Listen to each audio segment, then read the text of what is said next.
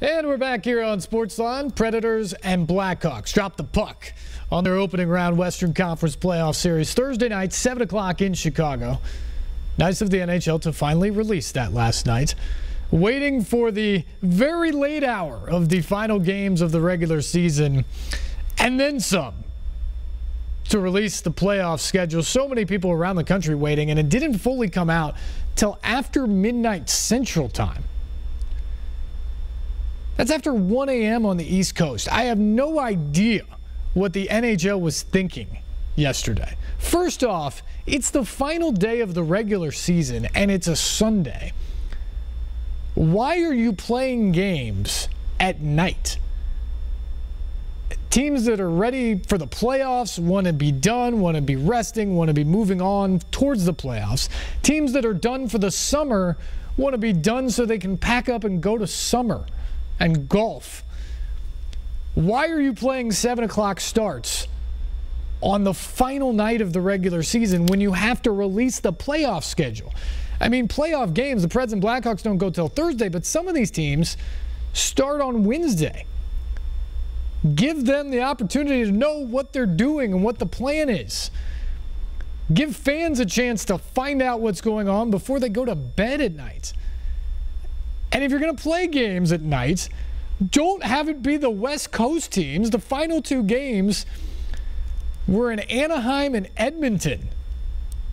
So 7 o'clock start times were like 10 p.m. on the East Coast, 9 p.m., 6 p.m. out Pacific. I mean, just don't do that. Use some common sense to some degree. There were so many people last night frustrated by the fact that they couldn't figure out where their team was playing and when they were playing on the night the playoffs should be announced. It just makes no sense. You get far more buzz as a league if you can announce that at 6 or 7 o'clock and get it throughout the evening, as opposed to announcing it in the middle of night and darkness. That's what the NHL did yesterday.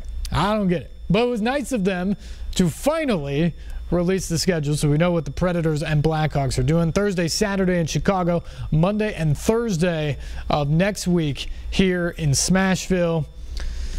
Hopefully there's more games needed after that, unless the Preds can just figure out how to sweep the Hawks. But hopefully this series extends. Preds give it a good run for their money, and who knows? They're confident. They believe that they can win. Difficult situation, though, for the Preds, obviously, to face the Blackhawks, as we mentioned in the first segment, the team that is favored to win the Stanley Cup. Number one seed in the Western Conference, three-time Stanley Cup champ in the last 7 years. Made even more so difficult by the fact that going into their game Saturday at Winnipeg, they had a shot, if things fell right, to still finish third in the Central Division and face the fading Minnesota Wild. The Blues won, so that was quickly off the table. But the Preds had a 1-0 lead in the third period over the Jets. And if they could have held on to that, or even after the Jets scored to tie it, get it to overtime, because the Flames lost later that night, the Preds would have moved in front of Calgary for the first wild card spot and would have taken on Anaheim in the first round series for the second consecutive year. Now look, the Ducks are good. They obviously won the Pacific Division again, but that's a team you've beaten the last two times you've played them in the playoffs. The Preds seem to match up with them pretty well. The Ducks seem to have some struggles early on in the playoffs, especially when they win the Pacific Division. That's why Bruce Boudreau's no longer there. That was on the table for the Preds, and instead they give up a shorthanded goal to Blake Wheeler in the final minute of regulation, and now they fall into this matchup against the Blackhawks. Radio play-by-play man Pete Weber joined us last night, us being John Burton and myself, on the Electric Power Company's Sunday Sports Central to break down this series, and we started with just that. Preds and Blackhawks. How costly was that point against the Jets on Saturday night? Steve Layman and John Burton, joined by the great Pete Weber. I knew he'd give us that look. The play-by-play announcer on the radio for the Predators. Pete, I know it's time to look ahead at the playoffs, but when you battle back for weeks and you end up in the 8th seed against the Blackhawks. How tough is this situation, and how costly was that point that they squandered last night? Well, it's not easy, number one. 8 versus 1 at all times. This is definitely David and Goliath and that sort of situation. Now, I don't know that we can say anything other than the fact that the Preds probably feel, now they're not a lot of guys on this club that were here in 2010 and a few more in 2015, but feel like they probably owe the Chicago Blackhawks a few things, and they can go back, particularly on that series in 2010, and think about what should have been after Game 5, coming home up 3-2. But that's not the way it went. You mentioned it, Webby, so we meet again. Predators, Blackhawks, opening round for the second time in 3 years. These teams are so familiar with one another. How does that help or hurt in a 7-game series? Yeah, well, one thing I think, and I don't know if this necessarily helps right now, but, you know, when they met 2 years ago, they had not played since December. And all of a sudden it's April, and they're playing these big games that count. And there are some names, some numbers, some faces that weren't there when they previously had met. I think the familiarity, though, factor is there. They played more recently here to this. They all know what Patrick Kane can do. They know even what happens on occasion when you knock the starting goaltender out, as they did in the 2015 series with Corey Crawford. But what happened? Scott Darling, a former Predators farmhand, comes in, and he steals the show. These two teams certainly are familiar with one another. They met 5 times in the regular season. It started on opening night in Smashville, with the Preds celebrating a 3-2 victory behind a goal and an assist from captain Mike Fisher. But the Blackhawks got payback the very next night back in Chicago in a 5-3 victory. The Hawks won 3-2 at Bridgestone Arena thanks to a pair of power play goals December 29th. They won again 5-2 a week later at the United Center behind Ryan Hartman's first career hat trick, and made it 4 in a row with a late Brian Campbell goal March 4th in Nashville. But as you know, if you want to be the best, you have to beat the best. Woo. If you're going to win a Stanley Cup, you got to be able to beat anybody. So I like the fact that it's in our division. I like probably going to love the atmosphere both here at the Bridgestone and on the road. I think it's going to be unbelievably exciting. We like the way we played against them. We don't like the scores all the time. You go back to that series a couple of years ago in the playoffs, we liked the way we played against them. We held the lead most of that series, but we couldn't pull off the overtime wins and couldn't get it done in the end. So we don't like the scoreboard. We don't like the result at the end. But you know, we feel like we can play with them, and that's what we plan to do. Pete, these two teams very well acquainted with each other. I don't think there's anyone that Preds fans would rather beat than the Blackhawks. Yes. But given the Hawks' success this season and in the playoffs, is this a true rivalry? Yeah, let's say, is it more even? In the old days, when the Predators' first game in the league, I could hear my voice echo back at me in the games at United Center. There may have been 5,000 or 6,000 people there at best on a weekend night, not a midweek night. So they did their job then. Things have evened out more than a little bit.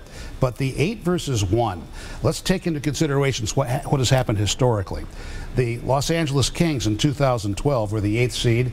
They swept on through into the playoffs and only lost 4 games. So this is possible. The Edmonton Oilers, last time they made the playoffs, were the 8th seed, and they made the final against Carolina. So anything is possible. As our good friend Dick Vitale would say, just get in the dance, baby.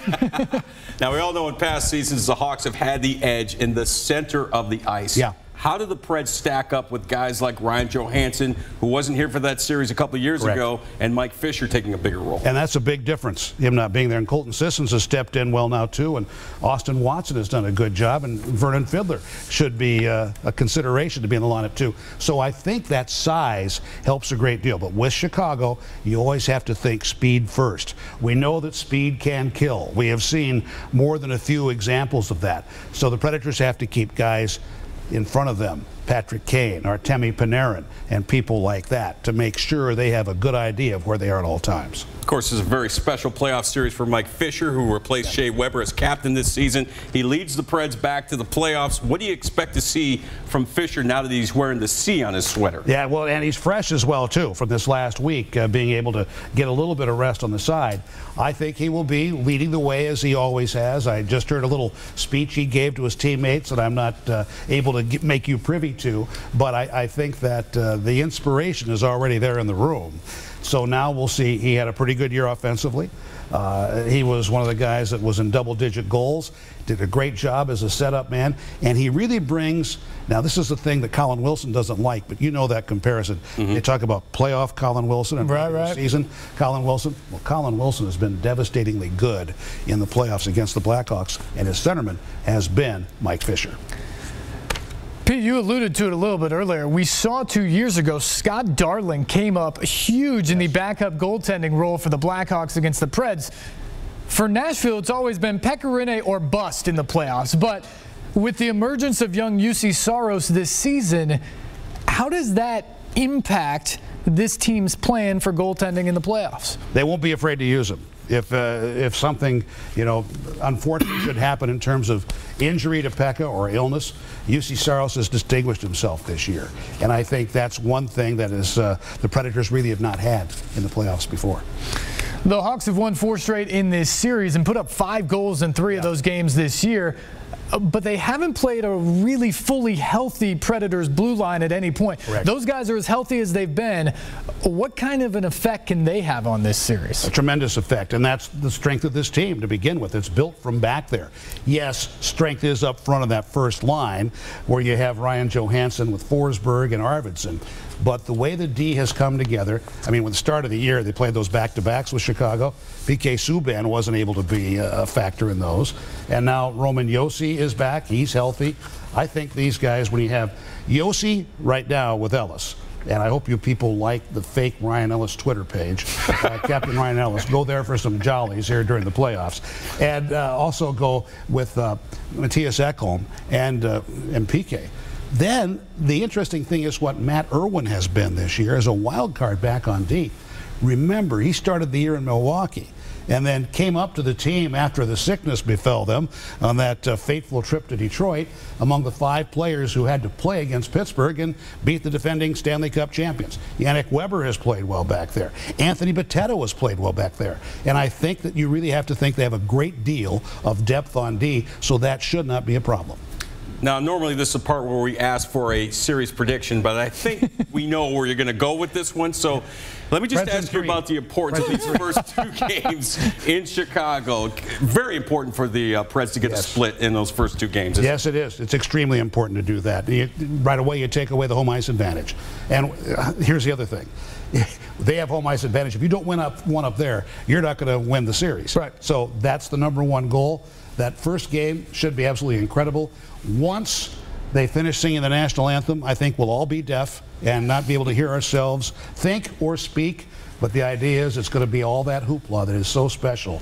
And the energy of the Stanley Cup playoffs is something that I absolutely feed on and live for. Might be the greatest anthem in all of sports there at the UC in Chicago. Before we let you go up there and enjoy that, though, Pete, they closed out the Joe on Sunday. What will your lasting memory of Joe Louis Arena be? Probably all the coats that got snagged by the nails sticking out in the press box area. Terry Crisp and I were talking about that this afternoon. We were saying we shed tears when they closed the Olympia in Detroit. But the Joe, yeah, they won a lot of championships there, but it was good for the fans, and that's all that matters. But it wasn't that great for the people covering the games. There's a classic picture I have, an outtake, of Crispy and I getting photobombed by Chris Chelios when there were 4 telecasts one night of the playoffs there, a few years, I guess the 2012 playoffs. Great stuff. Pete Weber, have a great series, my friend. Go Bisons. Thank you. Fun time whenever Pete Weber stops in studio. John Burton, Pete Weber, obviously go back to some time in Buffalo, the Buffalo Bison reference there. It'll be interesting. It'll be a very interesting series, and as Pete alluded to, the United Center is going to be rocking. There's nothing better for my money in sports in terms of pageantry pregame than the national anthem at the United Center before a playoff hockey game.